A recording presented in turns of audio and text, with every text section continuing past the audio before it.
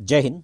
आज नीट के तीसरे प्रैक्टिस सेट में 12 क्वेश्चन लेंगे, जिसमें से आपको देखते हैं कितने क्वेश्चन का आंसर आ रहा है। यदि नहीं आ रहा है तो नीट की तैयारी अधूरी है। पूरी करिए, ये शुभकामना है। चलिए, पहला क्वेश्चन, विच और one of the following reaction does not give benzene as the products. ये चार रिएक्शन में कौन बेंजीन नहीं देगा, ये आपको बताना है।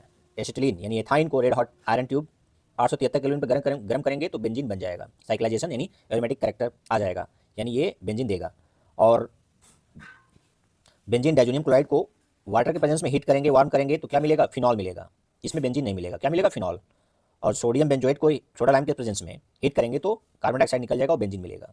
और साथ ही साथ चौथा है एन हेक्सेन नॉर्मल हेक्सेन को मोलिब्डेनम ऑक्साइड के प्रेजेंस में 773 केल्विन और 10 से 20 एटीएम के प्रेशर पर ट्रीट करेंगे तो बेंजीन बनेगा। तो यानी किसमें नहीं बनेगा, ये पूछा, नॉट गिव बेंजीन प्रोडक्ट। तो ये ऑप्शन सेकंड हो जाएगा सही। कौन सा? सेकंड, क्योंकि इसमें बेंजीन डाइजोनियम क्लोराइड से क्या बन रहा है? फिनॉल बन रहा है, और सभी में बेंजीन बन रहा है। क्लियर है? चलिए, ऑर्गेनिक रिएक्शन सभी चैप्टर कंबाइंड रूप से आपको क्वेश्चन में जब समेट देता है तो क्वेश्चन कठिन हो जाता है। चलिए, अगला क्वेश्चन क्या है? Match list first with list second. इधर कंपाउंड दिए हैं, इधर हाइब्रिडाइजेशन और उसकी शेप दिया है। ज्योमेट्री नहीं, शेप दिया है। हालांकि ज्योमेट्री और शेप में थोड़ा डिफरेंस है, आप जानते होंगे। नहीं जानते होंगे तो वेस्पर थ्योरी को अच्छे से पढ़ लीजिएगा। वेस्पर थ्योरी में आप पढ़ेंगे तो लोन पेयर सहित जब बॉन्ड पेयर लिखेंगे तो ज्योमेट्री बताता है, और केवल बॉन्ड पेयर को रिप्रेजेंट करने वाला जो स्ट्रक्चर डिपेंड मतलब बॉन्ड के द्वारा जो स्ट्रक्चर बनता है वो शेप बताता है, और लोन पेयर बॉन्ड पेयर दोनों के साथ जब स्ट्रक्चर को ड्रॉ किया जाता है तो ज्योमेट्री बताता है। ज्योमेट्री, ठीक है। तो यहाँ पर आपको पता करना है कि किसका किससे मैच हो रहा है। तो पहला ए, जिनान ट्राइऑक्साइड, तो ये इसका हो जाएगा sp3 हाइब्रिडाइजेशन और पिरामिडल शेप। जिनान O2, तो इसका मैच करेगा फर्स्ट से। एक इसका दो ऑप्शन हो सकता था मेरे अकॉर्डिंग, लेकिन फिर भी जो अभी जो सिनेरियो है उसके अकॉर्डिंग बात कर रहे हैं। फर्स्ट ए का सेकंड, सेकंड बी का फर्स्ट। और जिनान ऑक्सी टेट्राफ्लोराइड का हो जाएगा स्क्वायर पिरामिडल sp3d हाइब्रिडाइजेशन, और जिनान हेक्साफ्लोराइड का हो जाएगा थर्ड। यानी किस ऑप्शन में है ये? ऑप्शन नंबर 3, ए का सेकंड, बी का फर्स्ट, सी का फोर्थ, डी का थर्ड। ठीक है। अच्छा, मैं जो बात कर रहा था कि इसका जिनान डाइफ्लोराइड का एक्चुअली में बेंट हो भी सकता है, बेंट भी हो सकता है, जैसे मैंने यहाँ पर लिया है। ये भी हो सकता है पॉसिबिलिटी, और दूसरा पॉसिबिलिटी ये है कि लीनियर भी हो सकता है। ठीक है, तो लीनियर भी हो सकता है, लेकिन ये भी होने में क्या दिक्कत है? बेंट होने में। तो कोई बात नहीं, इसका डाउटफुल है, आप चेक करिएगा। तो जिनान ट्राइऑक्साइड पिरामिडल और जिनान ऑक्सी टेट्राफ्लोराइड का स्क्वायर पिरामिडल। और ये आपके 12th में पहले सिलेबस हुआ करता था, अभी फिलहाल में नहीं है, लेकिन आपको नीट के लिए तो जो है, जो नीट के एक सिलेबस में उसको देखना होता है। ठीक है ना, यानी ये नोबेल गैस एलिमेंट के स्ट्रक्चर्स पर बेस्ड है। ठीक है। चलिए, नेक्स्ट क्वेश्चन फिर से इंपॉर्टेंट क्वेश्चन है, ये इंपॉर्टेंट क्वेश्चन है, वेरी वेरी इंपॉर्टेंट है। चलिए, क्या क्वेश्चन है, पढ़िए ध्यान से। क्वेश्चन ये कह रहा है, how many products including stereo isomer are expected from monochlorination of the following compound. ये कंपाउंड है, इसका आईपीसी नाम जानते हैं? 1 2 3 4 2 मेथिल ब्यूटेन है। अब इसका क्या करा दिया जाए? मोनोक्लोरिनेशन करा दिया जाए। मोनोक्लोरिनेशन का मतलब इसको Cl2 से रिएक्शन करा दिया जाए HNU के प्रेजेंस में, तो चाहे यहाँ Cl लगा दिया जाए, चाहे यहाँ Cl लगा दिया जाए, चाहे यहाँ Cl लगा दिया जाए, या यहाँ किनारे। तो स्ट्रक्चरल आइसोमेरिज्म की बात करें तो कितने पॉसिबल हैं? यहाँ और यहाँ पर दोनों पोजीशन सेम होने की वजह से 4 स्ट्रक्चरल आइसोमर पॉसिबल है। लेकिन एक इसमें इंपॉर्टेंट चीज ध्यान रहना है कि इसमें स्टीरियो भी आइसोमेरिज्म को ध्यान रखते हुए बताना है। तो 4 तो ये हो गया, 1 2 3 4 जगह क्लोरीन आ सकता है एक। तो आप ध्यान देंगे, यदि ये सेकंड बीच में आएगा क्लोरीन, तो ये एक H कम हो जाएगा, एक क्लोरीन लग जाएगा। ऐसा होने से इस कार्बन क्या हो जाएगा? कायरल हो जाएगा, स्टार हो जाएगा, क्योंकि इधर CH3 लगा है, इधर Cl लगा है, इधर H लगा है, और इधर ये ग्रुप लगा है। तो कायरल कार्बन होने पर D डेक्स्ट्रो रोटेटरी और लीवर रोटेटरी रिप्रेजेंट करते हैं, तो एक और बढ़ जाएगा। 4 तो वो थे, एक और बढ़ जाएगा, तो टोटल कितने आइसोमर पॉसिबल है? 5। ठीक है ना, आंसर नंबर 1 में है जो 5 ऑप्शन दिया है। ठीक। चलिए, अगला question, which one of the following statements are true. True कौन सा है बताइए। देखिए, unlike gallium that has a very high melting point, caesium has a very low melting point. Gallium से हटकर, गैलियम के अनलाइक मतलब गैलियम के जैसा नहीं, तो क्या गैलियम का वेरी हाई मेल्टिंग पॉइंट होता है? बिल्कुल गलत। ये क्या है? गलत है। गैलियम और सीजियम दोनों का मेल्टिंग पॉइंट कम होता है। नेक्स्ट बी स्टेटमेंट क्या है? On Pauling scale the electronegativity value of nitrogen and chlorine are not the same. Pauling scale पर नाइट्रोजन और क्लोरीन का इलेक्ट्रोनेगेटिविटी सेम नहीं होता है। हालांकि ये डिफरेंट तो होता है, लेकिन पाउलिंग स्केल में सेम नहीं होता, ये बात तो भी वो भी बोल रहा है। तो इसके अकॉर्डिंग देखिए, पाउलिंग के अकॉर्डिंग क्या है? ये स्टेटमेंट गलत है कि पाउलिंग के अनुसार दोनों का लगभग सेम होता है, लगभग 3 के आसपास। ठीक है। अगला सी क्या है? Argon potassium 1+, chloride 1-, calcium 2+, and sulphide 2 negative charge are all isoelectronic. सभी में इलेक्ट्रॉन है, इसलिए आइसो इलेक्ट्रॉनिक है, ये बात सच है। ठीक है। अगला यानी सी सही है। D the correct order of the first transition enthalpy of sodium magnesium aluminium and silicon is silicon lower than is greater then aluminium and greater than magnesium and greater than sodium. तो यहाँ पर इसको होना चाहिए, इसको यहाँ होना चाहिए, तो ये क्या है, उल्टा है, गलत है। E the atomic radius of caesium is greater than that of lithium and rubidium, ये सच है। यानी केवल सही कौन है, सी और ई, ऑप्शन नंबर 4 में है, E and C only, C and E only, ठीक है, क्लियर है। अच्छा, पाउलिंग के अनुसार तो क्या है, सेम होता है, जबकि और दूसरे स्केल में क्या होता है, नाइट्रोजन का 3.5 होता है और क्लोरीन का कितना होता है, 3 होता है अदर स्केल में, ठीक है ना। चलिए अगला, the standard heat of formation of, फिर से सुन लीजिए, the standard heat of formation in kilo calorie per mole of barium ion is given, standard heat of formation of sulphate ion इतना है, standard heat of crystallization of barium sulphate solid इतना है, standard heat of formation of barium sulphate solid इतना है। तो barium का enthalpy of formation पूछ रहा है, दिया है 3 चीज़, पूछा है चौथा चीज़, तो आपको बता दिया जाए कैसे करना है। देखिए, बेरियम सल्फेट का एंथैल्पी ऑफ फॉर्मेशन निकालना है आपको सॉलिड फाज में, तो आपको क्या क्या निकालना पड़ेगा, बेरियम आयन का क्या होना चाहिए, enthalpy of formation, plus sulphate ion का enthalpy of formation, plus barium sulphate का क्रिस्टलाइजेशन, ठीक है, इतना सॉलिड का क्रिस्टलाइजेशन, यानी बेरियम आयन का निकालना है तो इसको x मान लीजिए और सबका वैल्यू विथ नेगेटिव साइन रख दीजिए, ठीक है ना, सब में नेगेटिव साइन है, तो x का वैल्यू जो आएगा वही हो जाएगा बेरियम का एंथैल्पी ऑफ फॉर्मेशन। तो जो आंसर आएगा वो क्या जाएगा, answer number 3 -128.5 kilo calorie per मोल, ठीक है, इतना करके देखिएगा। Next, match list 1 with list 2। List 1 में एग्जाम्पल्स हैं और लिस्ट सेकेंड में टाइप्स ऑफ सोल्यूशन दिया है। तो यदि आप सोल्यूशन के अच्छे क्या है, रीडर हैं, और रीडर का मतलब अच्छे समझने वाले हैं, तो आप बता पाएंगे। हालांकि इसमें थोड़ा सा मिक्स है। ह्यूमिडिटी क्या होता है, लिक्विड इन गैस होता है ह्यूमिडिटी, यानी एयर ज़्यादा होता है लिक्विड कम होता है।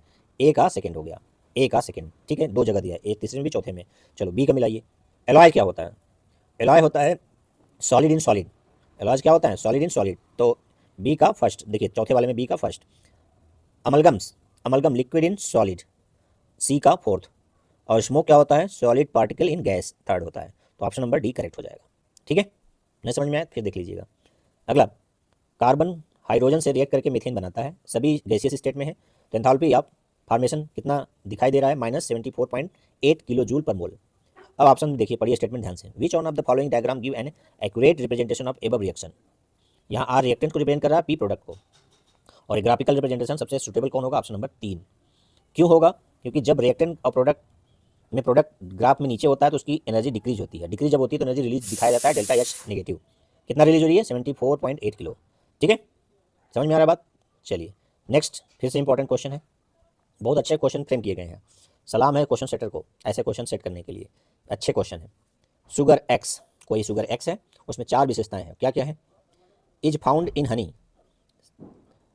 Is a keto sugar, exist in alpha and beta anomeric forms, is laboratory, यानी एक्स जो है उसमें 4 कैरेक्टरिस्टिक प्रॉपर्टीज है। तो एक्स कौन सा शुगर है, माल्टोज है कि सुक्रोज है, ग्लूकोज है, फ्रक्टोज है। तो आप इसी से पता कर लिए करिए कि कहाँ पाया जा रहा है, ये हनी में, किसमें पाया जा रहा है, हनी। तो हनी शुगर किसको कहते हैं, फ्रक्टोज को।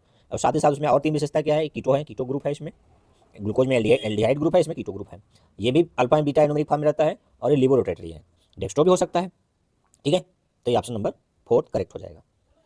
Next, the total number of possible isomer both structural as well as stereo isomer of cyclic ethers of molecular formula C4H8O है। कोई ईथर है जो साइक्लिक है जिसका फार्मूला क्या है, C4H8O है, तो उसमें स्ट्रक्चरल और स्टीरियो आइसोमर मिला के कितने आइसोमरिज्म पॉसिबल है, 11।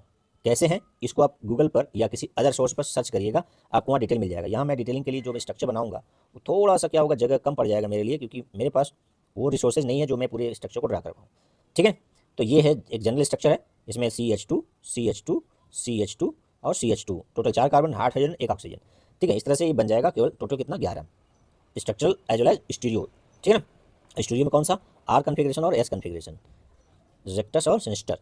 चलिए अगला, for the reaction a equilibrium reversible sign दिखा रहा है, टू बी सभी दोनों गैसेस फेज में है। The backward reaction rate constant is higher than that of forward reaction. Backward reaction जो रेट कांस्टेंट है वो हायर है, कितना, rate constant by factor 100 times greater है बैकवर्ड वाला, एट 1000 केल्विन, गिवन आर का वैल्यू दिया है, और क्या पूछ रहा है, KP for the reaction at 1000 kelvin, यानी केपी पूछ रहा है। कैसे निकालेंगे, ऐसे निकालेंगे कि आपसे पूछा क्या है Kp, और Kp बराबर क्या होता है Kc RT और पावर डेल्टा n। अब इसमें क्या क्या दिया है, दिया क्या है डेल्टा n, कितना प्रोडक्ट कितना है 2, रिएक्शन कितना 1, तो 2 - 1 बराबर 1, और R का वैल्यू दिया है यहाँ पर, और T का वैल्यू भी दिया है 1000 केल्विन। तो आप अब इस फार्मूले में रखिए। लेकिन एक साथ चीज़ और है कि Kf और Kb का रेशियो क्या होता है, Kc होता है। तो जो Kb है बैकवर्ड रिएक्शन, वो Kf की तुलना में 2500 गुना अधिक है। तो यहाँ पर Kf क्या मान लीजिए 1, और Kb क्या है 2500 गुना है। तो यहाँ पर Kc निकल जाएगा 0.0004, मतलब यहाँ से जो 1/25 करेंगे 1/2500 जो आएगा Kc आ जाएगा, Kc का मान यहाँ पर पुट कर देंगे, ठीक है। तो Kp यहाँ से निकल जाएगा, R का T का Kc का मान यहाँ से निकलेगा, डेल्टा n का वैल्यू 1 आ गया, निकल जाएगा। तो कितना आएगा रिजल्ट, फर्स्ट ऑप्शन दिया 0.033, ठीक है ना समझ में आए, कोई बात नहीं। अगला question, the ratio of wavelength of the light absorb by hydrogen atom when it undergoes n2 n = 2 to n = 3 और n2 4 to n = 6। यानी सीधी सीधी बात बोल रहा है कि इलेक्ट्रॉन सेकंड ऑर्बिट से थर्ड ऑर्बिट में जाएगा तो उसके लिए लेमडा, और जब सेकंड फोर्थ से 6 में जाएगा तो उसके लिए लेमडा, ये लेमडा 1 और लेमडा 2 का रेशियो आपसे पूछ रहा है कितना होगा। तो आपको मैं आंसर पहले बता दूं, आंसर नंबर 2 होगा। कैसे होगा ये देख लीजिए। देखिए ये ट्रांजिशन बता रहा है कि 1 लेमडा ट्रांजिशन वेवलेंथ पूछ रहा है ना। वेवलेंथ निकालने के लिए क्या फार्मूला है, Rydberg constant in bracket 1/n1² - 1/n2², यानी n1 क्या है इनिशियल सेल है, और n2 क्या है फाइनल ऑर्बिट का लीजिए, सेल का लीजिए। इसमें रख लेंगे इस फार्मूले में 1/λ = r Rydberg constant 1/n1² - 1/n2²।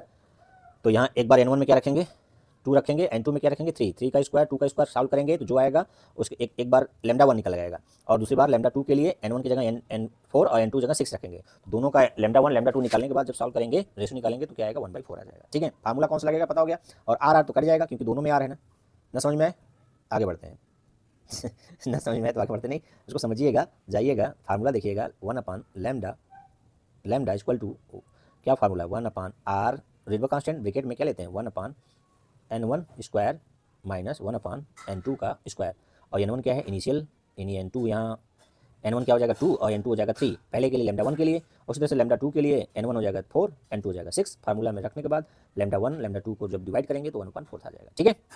चलिए फिर से क्वेश्चन है, if the molar conductivity lambda m of a 0.05 mole per litre solution of a monobasic acid is 90 siemens centimetre mole inverse है, its extent degree of dissociation will be, पूछ रहा है यदि मान लिया जाए एज्यूम कर लिया जाए कि उसका पॉजिटिव आयन का जो मोलर कंडक्टिविटी इतना है और नेगेटिव आयन का इतना है, तो आपको निकालना है क्या डिग्री ऑफ डिसोसिएशन लेमडा, और होता क्या है molar concentration at given concentration upon molar concentration at infinite dilution या लिमिटिंग मोलर कंडक्टिविटी। तो ये कहाँ से निकलता है, कोल्हाउस लॉ से। कोल्हाउस में क्या लगाते हैं, total molar conductivity = the sum of cation का मोलर कंडक्टिविटी और एनायन का मोलर कंडक्टिविटी, दोनों को क्या कर दीजिए जोड़ दीजिए तो ये निकल जाएगा लेमडा m नॉट, और लेमडा m यानी जो गिवन कंसंट्रेशन पर मोलर कंडक्टिविटी दिया है इसका लेमडा m दिया ही है 90।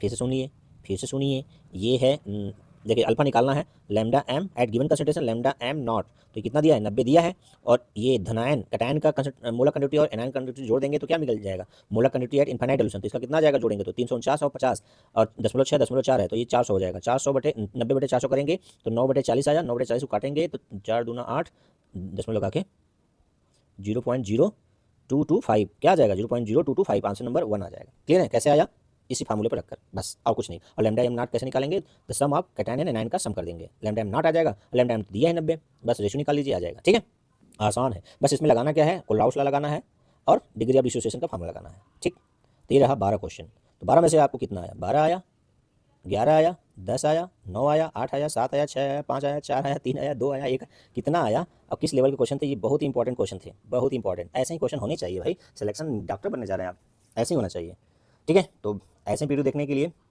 कुछ नहीं बोलेंगे हम।